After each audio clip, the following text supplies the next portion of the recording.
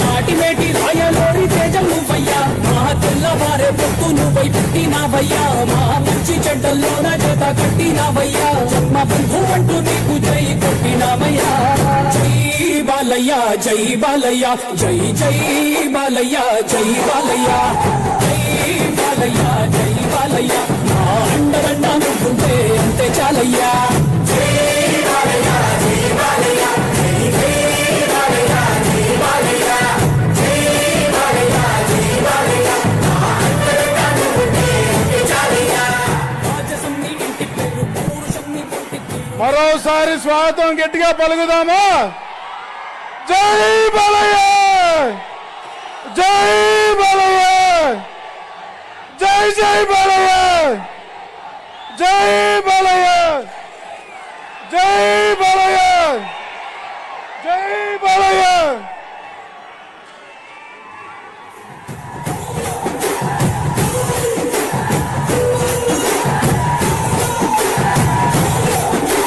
రాజసం నీ ఇంటి పేరు పౌరుషం నీ పొంటి తీరు నిన్ను తలుచుకున్న వారు లేచించని మొక్కుతారు అచ్చ తెలుగు పౌరుషాల రూపం నువ్వయ్యా అలా నాటి మేటి రాయలోరి తేజం నువ్వయ్యా మా తెల్లవారే పొత్తు నువ్వై పుట్టినావయ్యా మా మంచి చెడ్డల్లోన చేత కట్టినావయ్యా జన్మ బంధు అంటూ నీకు జై కొట్టినావయ్యా జై బాలయ్య జై బాలయ్య జై జై బాలయ్య జై బాలయ్య జై బాలయ్య జై బాలయ్య మా అండదండ నువ్వుంటే అంతే చాలయ్యా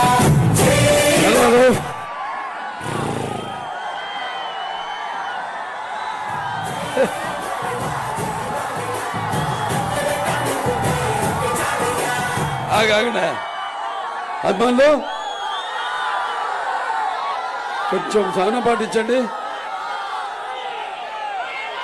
తెలుసు మీ అభిమానం బాబు ఎంత ఇచ్చినా కూడా మీ రుణం తీర్చుకోలేను అభిమానులు మీరంతా నందమూరి సుశిక్షితులైన అభిమానులు మీరు నేను చెప్పినట్టు వింటారు అలాగే నేను చేస్తున్న ఏదైతే సాంఘిక సంక్షేమ కార్యక్రమాలు ఉన్నాయో వాటన్నింటిలో కూడా మీరు కూడా పాలు పంచుకుంటూ మీరు కూడా మీకు తోచింది మీరు చేస్తూ సమాజానికి ఎంతో సేవ చేస్తున్నారు యువతరానికి ప్రతినిధులు నూతనానికి నాయకులు భావితరానికి భారతదేశ మహాశక్తి అభిమానులు కొంచెం సమన్వయం పాటించండి ఏమిచ్చి మీ రుణం తీర్చుకోగలను భావస్తురాణి జన్మాంతర సౌహృదాన్ని అంటారు అంటే పోయిన జన్మలో మనకున్న పరిచయాలతో ఈ జన్మలో కొంతమందిని మనం పొందగలుగుతాం కానీ ఇన్ని లక్షల కోట్ల మంది అభిమాన్యాన్ని పొందడం అంటే అది అసాధారణమైన విషయం సాధారణమైన విషయం కాదు మరి అది మీరు నా నుంచి ఏమి ఆశించకుండా మీరు నన్ను అభిమానిస్తున్నారు నేను హిందూపూర్ ఎమ్మెల్యేగా అలాగే Basavatarakam Indo American cancer hospital research institute chairman గా ఒక నటుడిగా ఆరోగ్యం ఇటేమో నా హిందూపూర్ నియోజకవర్గ ప్రజలకు ఎప్పుడు నేను కృతజ్ఞుడిని 2 సార్లు గెలిపించారు నన్ను ఇప్పుడు 3వ సారి వెళ్తున్నా హ్యాట్రిక్ అప్పుడు అఖండ వీరసింహారెడ్డి తర్వాత నెలకొండ భగవంత్ కేసరి ఇప్పుడు 3వ సారి ఎన్నిక చాలా అంటే ఇది మీకు నాకు ఏ రుణానుబంధమో ఏ జన్మల అనుబంధమో ఏ విడదీయలేని అనుబంధము కదా అని నాకు అనిపిస్తూ ఉంటుంది అంటే నాన్నగారు ముందుగా ఇక్కడికి వచ్చిన సంతనూతలపాడు మరియు చెమ్మకుర్తి మద్దిపాడు నాగులుప్పలపాడు అన్ని చుట్టూ ఈ ప్రాంతంలో ఈ మొత్తం ఈ ప్రాంతాల నుంచి తరలి వచ్చిన అంటే ప్రజాస్వామ్యానికి విజయం చేకూర్చాలన్న బద్ద కంకణలై వచ్చిన మొత్తం ప్రజానికానికి అలాగే తెలుగుదేశం ఎప్పుడు తెలుగుదేశం విజయానికి హారతలు అందిస్తూ నీరాజలు అర్పిస్తున్న తెలుగింటి ఆడపడుచులందరికీ యువతరానికి ప్రతినిధులు నవతరానికి నాయకులు భావితరానికి భారతదేశపు మహాశక్తి మీలో చాలా మందికి మొదటిసారి ఫస్ట్ ఓట్ వేసే అవకాశం లభించినందుకు దాన్ని సద్వినియోగపరుచుకుంటాను. ఈ యొక్క మన తెలుగు జాతి ఆత్మాభిమానం, మన గౌరవం, మనకు కావలసిన సంక్షేమం, మనకు కావలసిన అభివృద్ధి అన్నిటికీ ముందు బాట వేసే యువతరానికి, నా అభిమానులకు, అలాగే ఇక్కడ జనసేన నాయకులు కార్యకర్తలకు, బీజేపీ నాయకులు కార్యకర్తలకు, అలాగే తెలుగుదేశం నాయకులు కార్యకర్తలందరికీ, మరి తెలుగుదేశం అంటే అది కేవలం రాజకీయ పార్టీ కాదు, అదొక వ్యవస్థ, అదొక సంస్థ. ఇవాళ తెలుగుదేశం పార్టీకి ఉన్న కార్యకర్తలు ప్రపంచంలో మరి ఏ పార్టీకి లేరు అనేది మరి పార్టీ కార్యకర్తలందరూ కూడా ఎప్పటికీ పార్టీ ఎటువంటి కష్టాల్లో ఉన్నా కూడా, మనం అధికారంలో లేకపోయినా కూడా పార్టీని అంటు పెట్టుకుని మీరంతా కూడా జెండాలు మోస్తున్నారు. మీరందరూ ఎన్నో కష్టాలు పాలవుతున్నారు. అయినా అవన్నీ పట్టుకుంచుకోకుండా, ప్రాణాలకు సైతం లెక్క చేయకుండా మీరంతా పార్టీని ముందు నడిపిస్తున్నారు. పార్టీని ఆనాడు రామారావు గారు మొన్నగింత ధన్యమైన జన్మనిచ్చి నన్ను మీ అందరి గుండెల్లో తన ప్రతిరూపంగా నిలిపినందుకు మరి యుగ పురుషుడు, అలాగే విశ్వవిఖ్యాత నట, సార్వభౌమ, విశ్వానికి నట విశ్వరూపం ఏమిటో చూపించిన నా తండ్రి, కారణ జన్ముడు, నా గురువు, నా దైవం ఆయన నందమూరి తారక రామారావు గారిని స్మరించుకుంటూ, ఎందుకంటే ఈరోజు పరిస్థితులు అలా ఉన్నాయి. ఆనాడు ఏ ఆత్మాభిమానం కోసం అయితే, ఏ గౌరవం కోసం అయితే, ఏ మన తెలుగు జాతి యొక్క ఆత్మాభిమానం, గౌరవం ఢిల్లీ వీధుల్లో అంగడి బొమ్మల హాస్యాస్పదానికి పాలవుతుంటే, ఆనాడు ఆయన ఏదైతే చలచిత్ర రంగంలో మగటం లేని మహారాజుగా వెలుగొందాడో, తిరిగి ఆ చలచిత్ర పరిశ్రమ నిష్క్రమించి సమాజమే దేవాలయం, ప్రజల దేవుళ్ళు, నేను అందులో ఒక అర్చకుణ్ణి అన్న నినాదంతో తెలుగుదేశం పిలుస్తుంది రా కదలిరా అంటూ ఆనాడు తెలుగుదేశం పార్టీని స్థాపించడం జరిగింది. మరి ఆనాడు ఆయన ప్రతి తెలుగు బిడ్డ, ప్రతి తెలుగు మట్టి గడ్డ కూడా నేను తెలుగు వాడిని అని గర్వంగా చెప్పుకునే దమ్ము, ధైర్యం, తెగువ, సత్తువ, అలాగే అహంకారానికి పదురు పెట్టి వెన్ను తట్టి సానబెట్టి ఆనాడు మరి ఆయన అందరినీ కూడా ముందుకొచ్చి ఆ నినాదాన్ని నినదించేలా చేసిన ఒక మా తెలుగు తేజం నందమూరి తారక రామారావు గారు. అలాగే ప్రతి తెలుగు బిడ్డ బొడ్డు ఉడక ముందే రాజకీయ చైతన్యం తీసుకొచ్చిన ఒక మహనీయుడు నందమూరి తారక రామారావు గారు. మరి ఆయన పార్టీ పెట్టిన 9 నెలల్లోనే అధికారం పీఠం మీద అధిష్ఠించడం, అప్పటి వరకు ఈ పదవులకి, అధికారంలో ఉన్న పదవులకి దూరంగా ఉన్న వెనుకబడిన తరగతులు, బడుగు బలిగిన వర్గాలైతేనేమి, పీడిత కులాలైతేనేమి,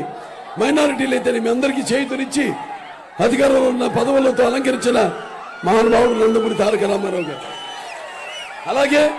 తర్వాత ఆయన ప్రవేశపెట్టిన సంస్కరణలు మరి ప్రపంచంలో ఎక్కడ కూడా ఎవడు ప్రవేశపెట్టనివి, అమలు చేయనివి. ఆనాడు ఎన్నో సాహసోపేతమైనవి, ప్రజలకు ఉపయోగపడేవి, అనుకూలమైనవి పథకాలను ప్రవేశపెట్టడం జరిగింది. ఎన్టీ రామారావు రాజకీయాల్లోకి రాకముందు, వచ్చిన తర్వాత ఆయన ప్రవేశపెట్టిన పథకాలు ఇప్పటికీ ఎవడు అధికారంలో కూడా ఉన్న వాటిని ప్రవేశపెట్టి అమలు చేయాల్సిందే తప్ప, లేకపోతే వాళ్ళ పార్టీలకు మనుగడ లేదు, వాళ్ళ పబ్బం గడవదు. అది ఎన్టీ రామారావు గారంటే. కేవలం సినిమాల్లోనే కాదు, ఒక రాజకీయ హీరోగా కూడా ఆయన నిరూపించుకున్నాడు ఆయన. అందుకే ఆయన పేదల ఆకలి తెలిసిన అన్న ఆయనే. అలాగే జనం భవిష్యత్తు పునాది వేసిన నాన్న ఆయనే. అలాగే ఆయనకి అండగా ఉన్న ఆడపడుచులందరికీ కూడా ఆర్థిక స్వాతంత్రాన్ని ఇచ్చిన అన్న కూడా ఆయనే. ఆనాడు ఎన్నో సాహసోపేతమైన సంస్కరణలు, అభివృద్ధి కోసం అలాగే పథకాలను ప్రవేశపెట్టి మరి మహిళలకు ఆస్తిలో తండ్రి ఆస్తిలో సగభాగం అయితేనేమి, అలాగే కిలో బియ్యం 2 రూపాయలకి అయితేనేమి, అలాగే రైతులకి 50 రూపాయలకి ఒక యూనిట్ హార్స్ పవర్ కరెంట్ అయితేనేమి, అలాగే బియ్యం శిస్తు రద్దు చేయడం అయితేనేమి, లేకపోతే ఈ యొక్క చేనేత వస్త్రాలు సగం ధరకి అయితేనేమి, ఒక చీర దోవతి, అలాగే చేనేత కార్మికులు కూడా పరోక్షంగా ఆయన ఉపాధి కల్పించింది. అలాగే ఇలా మండలాలను ఏర్పాటు చేయడం అయితేనేమి, అలాగే ఈ యొక్క గ్రామీణ క్రాంతి పథకం అయితేనేమి, అలాగే ఈ యొక్క రైతులందరూ కూడా ఒకే చోట అన్ని వాళ్ళకి లభించేటట్టు ఆనాడు ఈ యొక్క సింగిల్ విండో సిస్టమ్ సహకార సంఘంలో ఏర్పాటు చేయడం అయితేనేమి, అలాగే స్కూళ్లు ఎక్కడ పడితే అక్కడ గురుకుల పాఠశాలలు అయితేనేమి, కేంద్ర విద్యాలయాలు అయితేనేమి, జూనియర్ కాలేజీలు అయితేనేమి, బీసీ సంక్షేమ హాస్టల్ అయితేనేమి, ఎస్సీ సంక్షేమ హాస్టల్ అయితేనేమి, అలాగే ఐఐటీలు అయితేనేమి, పాలిటెక్నిక్ కాలేజీలు అయితేనేమి, మహిళల కోసం ప్రత్యేకంగా ఒక తిరుపతిలో పద్మాల యూనివర్సిటీ అయితేనేమి, అలాగే మహిళలకి రాజకీయాల్లో రిజర్వేషన్ స్థానిక ఎన్నికలు ఎప్పుడు లేవు అంతకు ముందు, అలాగే బీసీలకు అక్కడ 9%, బీసీలకు 20% ఇవ్వడం అయితేనేమి, అలాగే ఎస్సీ ఏదైతే ఈ సర్కారీ కమిషన్ పెట్టి వాటిలను సిఫార్సులను అమలు చేయడం అయితేనేమి, ఇలాంటివి ఎన్నెన్నో సంస్కరణలు. అలాగే క్యాపిటేషన్ ఫీజు రద్దు చేసి కేవలం ధనికులకు లభ్యమయ్యే ఉన్నతమైన చదువుని సామాన్యుడికి అందించిన ఒక విద్యాదాత. అలాగే హెచ్ఎల్ఎస్ఎస్, తెలుగు గంగ, అలాగే గాలేరు నగరి, ఇవన్నీ కూడా ఆయన మానసిక పుత్రికలు. ఆనాడు తెలుగు గంగ ద్వారా ఆయన కేవలం రాయలసీమకు నీళ్ల పడిపోయి కాదు, చిత్తూరు జిల్లాకి మరి ఆయన ఏం రుణాలు పెట్టుకునేవాడు కాదు. ఆయన అంటే మనం అంటాం రుణశేషం, శత్రుశేషం, అలాగే అగ్నిశేషం మనం ఉంచుకోకూడదని. ఆయన ఆ నీటి శేషాన్ని కూడా ఉంచుకోకుండా రాయలసీమను సస్యశానం చేస్తూ చెన్నై పట్టణానికి ఇవాళ నీళ్లు తాగడానికి వాళ్ళకి నీళ్లు ఉన్నాయంటే అది రామారావు గారు అభినవ భగీరథుడు. ఆయన పుణ్యమని ఈ సభాముఖంగా మీకు తెలియజేసుకుంటున్నాను. అలాగే ఈ జోగిని ఏదైతే ఈ దేవదాసీలు ఈ ఆచారాలు ఉన్నాయో సమాజంలో వాటిని రద్దు చేసింది ఆయనే. అలాగే ఎన్డీఏ ఒక చైర్మన్ గా ఉంటూ దేశంలోనే ఒక 11,000 కోట్ల రూపాయలు రైతులకు ఆయన ఈ యొక్క రుణాలను మాఫీ చేయించడం జరిగింది. అలాగే ఎస్సీలు మరి ఆనాడు ఇన్ని సంస్కరణలు చేశాం. తర్వాత చంద్రబాబు నాయుడు గారు ఆయన మానసపుత్రిక తెలుగుదేశాన్ని ఆయన అంతా క్రమశిక్షణతోనే ముందుకు నడిపిస్తున్నారు. మరి వాళ్ళ చెప్పాను నేను, ఆయన కూడా ఎన్నో సంస్కరణలు చేశారు. విద్య, అటు వైద్యంలో అయితే అన్నిట్లోనూ కిలోమీటర్కి ఒక హై స్కూల్, మరి 2 కిలోమీటర్లకు ఒక ప్రాథమిక పాఠశాల, 5 కిలోమీటర్కి ఒక హై స్కూలు, ఒక మండలానికి ఒక జూనియర్ కాలేజు, డివిజన్కి ఒక ఇంజనీర్ కాలేజు, అలాగే ఒక నియోజకవర్గానికి ఒక మెడికల్ కాలేజు, ఇలాంటివి. అలాగే మహిళల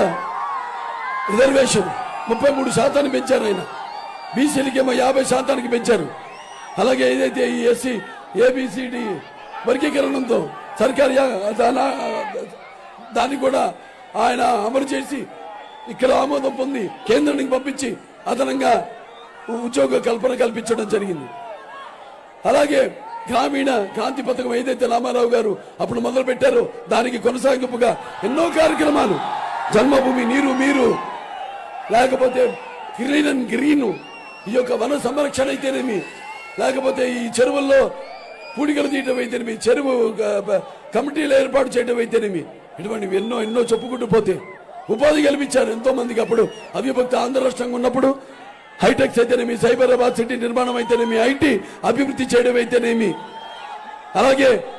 ఏదైతే ఎన్టీ రామారావు గారి యొక్క మత కళాలని అప్పుడు హైదరాబాద్ ఉక్కుపాతంతో తొక్కారో,